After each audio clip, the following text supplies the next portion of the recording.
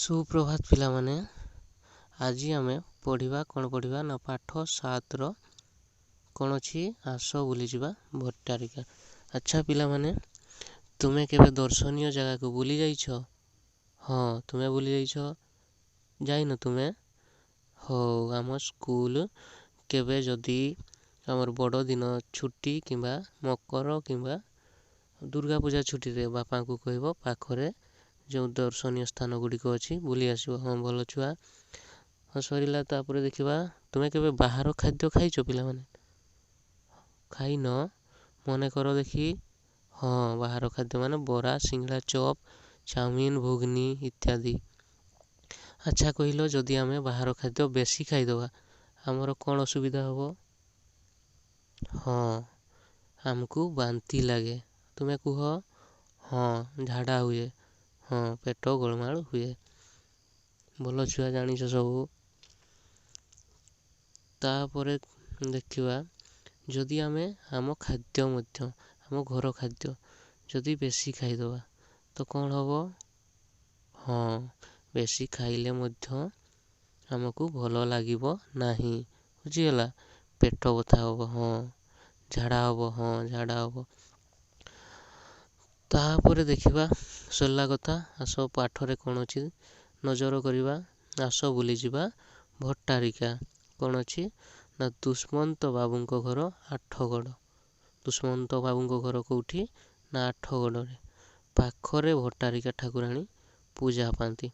ताको घर पाखरे कौन अच्छी ना भट्टारिका ठाकुराणी को मंदिर अच्छी।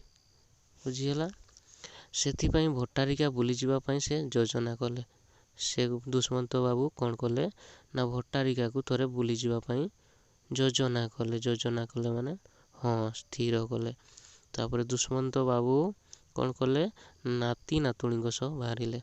नाती नातुणी माने दुष्मंत बाबू को पुअर झील पुओ माने। बुझीगला तापर जिनिस पत्र सजाड़िले। हाँ कौन सी बाहर जगह को बुली जावा आगरू आमे कौन करू ना आमर दरकारी जिनिस पत्र गुड़ी को सजाड़ू। तापर जेजेंकर ग्रंथ नेबाकू से माने भूलिले नहीं। कौन भूलिले नहीं ना जेजेंकर ग्रंथ। ग्रंथ माने बुझुछ? हाँ ग्रंथ माने गीता भागवत इत्यादि। तापर कांथ घंटारे 4टा बाजिला। कांथ घंटारे कौन बाजिला ना 4टा बाजी गलानी। 4टा माने कुह देखी 4टा बाजिले आमर कौन हुए बा 4टारे आमर कौन हुए? हाँ 4टारे आम विद्यालय छुट्टी हुए। तापर ठीक समय रे गाड़ी आसी अट्टालिका आगरे रहिला।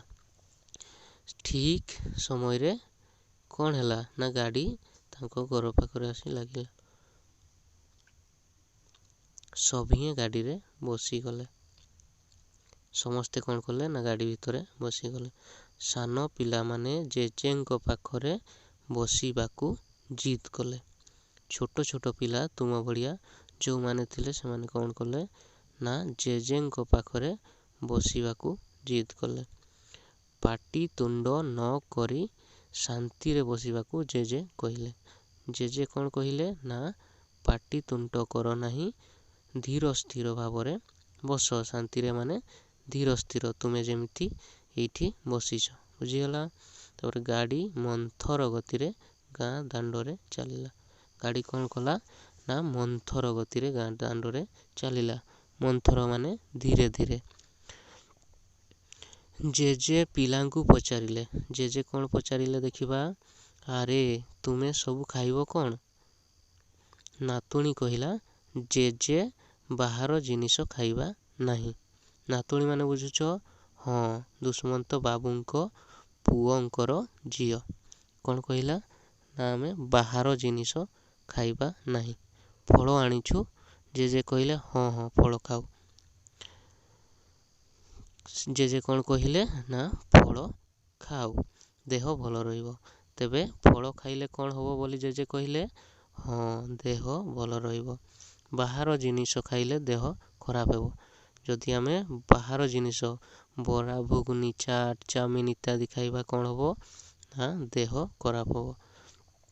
ଜେଜେ ପୁଣି କହିଲେ ଯଦି ଦରକାର ହୁଏ ବାହାରୁ ତଟକା ତଟକା ଖାଦ୍ୟ ଖାଇବ।